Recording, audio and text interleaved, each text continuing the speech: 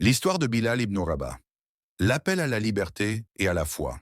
Bilal ibn Rabah était un esclave éthiopien à la Mecque à l'époque du prophète Mohammed, paix et salut sur lui.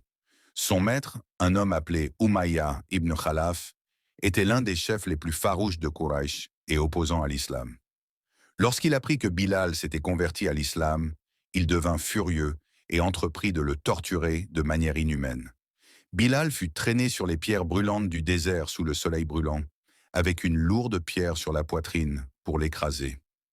Malgré cette souffrance, Bilal répétait sans cesse « Ahad, Ahad, Dieu est unique, Dieu est unique ». Il ne cédait pas face à la persécution et son cœur restait fidèle à sa foi en Allah. Abu Bakr, l'un des plus proches compagnons du prophète, en apprenant le supplice que subissait Bilal, alla voir Umayya et lui proposa de l'acheter pour le libérer.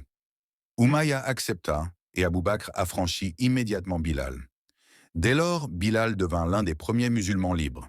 Bilal fut ensuite choisi par le prophète Muhammad, paix et salut sur lui, pour être le premier muezzin, celui qui appelle à la prière de l'islam, en raison de sa belle voix et de sa piété.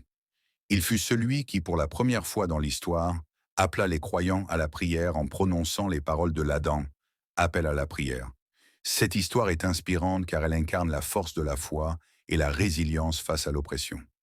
Bilal, malgré son statut d'esclave et les terribles épreuves qu'il a subies, est resté ferme dans sa croyance et a fini par devenir un symbole de la liberté, de l'égalité et de la dignité dans l'islam. Son histoire nous rappelle que peu importe notre origine ou notre condition sociale, notre valeur devant Allah est mesurée par notre foi et notre dévotion.